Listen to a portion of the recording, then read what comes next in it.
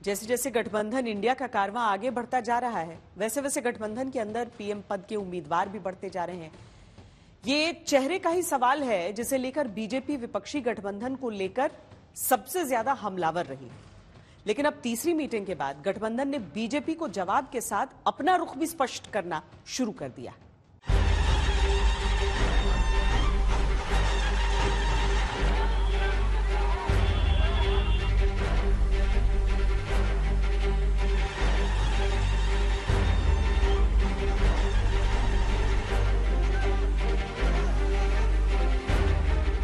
नरेंद्र मोदी जी के मुकाबले घमंडिया गठबंधन में नेता कौन है?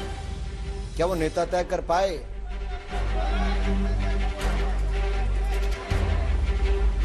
इस गठबंधन में किसी की हैसियत नहीं है जो अपने को नेता के रूप में घोषित कर दे। झंडा तैयार हो चुका है परंतु एजेंडा तय नहीं है, और जो बाकी बचा था वो केवल लड़ाई और झगड़ा है कि चेहरा कौन है। गठबंधन के सामने चेहरे का सवाल बीजेपी का सबसे बड़ा हथियार है।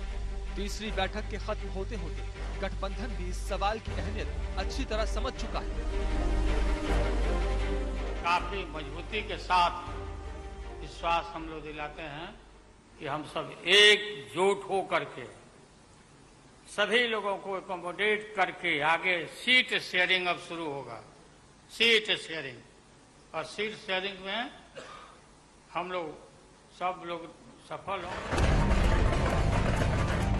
काट पर काट चल रही है। एनडीए के आरोपों के तीरों का रुख गठबंधन वापस मोड़ने की कोशिशों में जुटा है। भ्रष्टाचार का मुद्दा बीजेपी जोर शोर से उठाती है। अब गठबंधन की बैठक में ये गूंजने लगा है। ये इंडिया अलायंस इस देश के 140 करोड़ लोगों का अलायंस है, और ये लोग एक साथ आए हैं।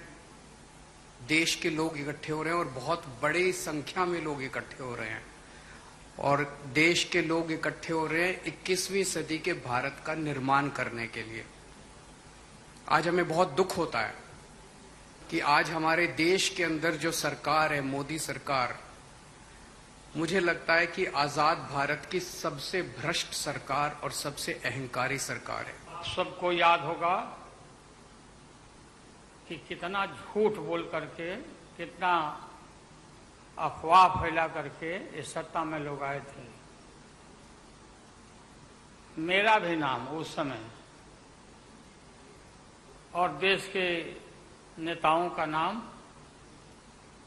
इन लोगों ने यह प्रचारित किया था कि इन लोगों का पैसा स्विस बैंक में जमा है। Swiss bank. माननीय प्रधानमंत्री जी के बीजेपी वंशवाद और परिवारवाद को लेकर घेरती आई है। गठबंधन इस मुद्दे को लपेटते हुए राजनीति में नई नई परिभाषाएं गढ़ने में जुट गया है कि हम मित्र परिवारवाद के खिलाफ भी जरूर लड़ेंगे, और वो इसलिए कि मैंने बंगलोर में कहा था कि भारत मेरा परिवार है। हम सब भारतीय हैं तो सारा भारत मेरा परिवार है। परिवारवाद की अगर बात करें तो भारत परिवार छोड़कर इलेक्शन चुनाव के दरमियान एक नारा होता है, मैंने भी सुना था उस वक्त, सबका साथ सबका विकास। चुनाव जीतने के बाद जिन लोगों ने साथ दिया, सबको लात और अपने मित्रों का विकास, ये मित्र परिवारवाद अब हम चलने नहीं देंगे।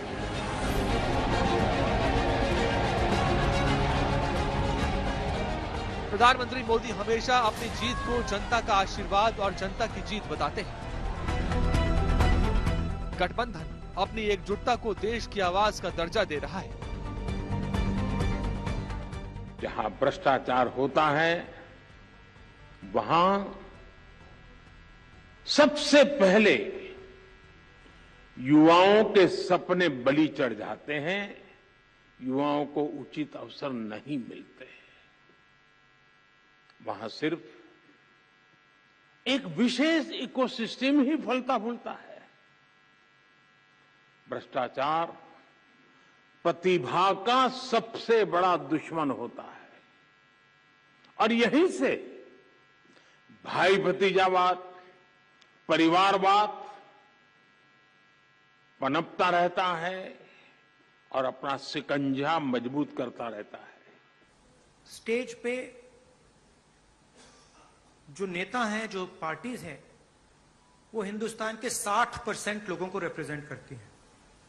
और अगर हम एक साथ मिलके चुनाव लड़ेंगे तो बीजेपी चुनाव जीत ही नहीं सकती है।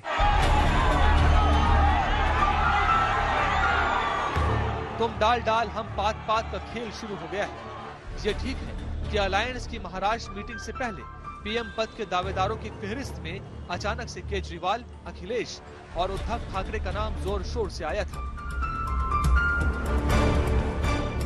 आप मुझसे पूछेंगे तो मैं तो चाहूंगी अरविंद केजरीवाल जी हो प्रधानमंत्री के उम्मीदवार भी, और उसका तर्क है कि इतनी कमर तोड़ महंगाई में भी लगातार दिल्ली एक ऐसा राज्य है जो देश की राजधानी है, फिर भी सबसे कम महंगाई है दिल्ली में। समाजवादी पार्टी का हर कार्यकर्ता क्यों नहीं चाहेगा कि उनका नेता एक पीएम की कुर्सी तक पहुंचे, और किसी न किसी दिन पहुंचेंगे भी, उनमें ये काबिलियत है।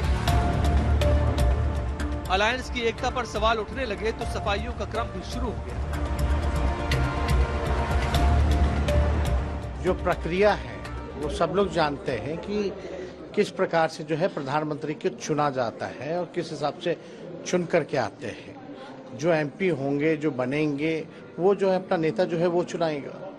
तो वो तो बात की बात है, लेकिन जो भी होगा मोदी जी से ईमानदार होगा, सच्चा होगा और जनता के प्रति वफादार होगा। गठबंधन में सबसे बड़े दल की हैसियत से कांग्रेस शामिल है। कांग्रेस की भी मांग रही है कि अगर पीएम कोई बने तो वो राहुल गांधी बने।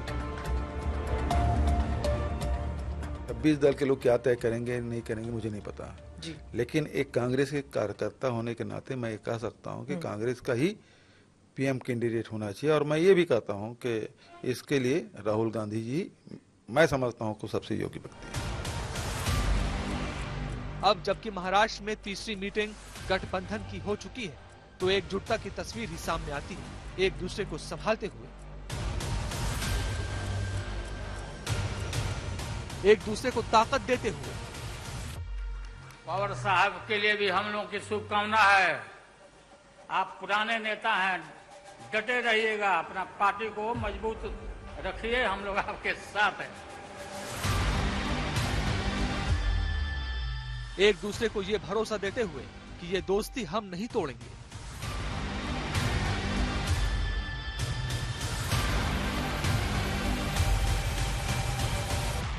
तमाम खबरों को देखने के लिए, पढ़ने के लिए आजतक.in पर जरूर जाएं और अब आप आज तक के ऐप को भी डाउनलोड कर सकते हैं। डाउनलोड करें आज तक मोबाइल ऐप।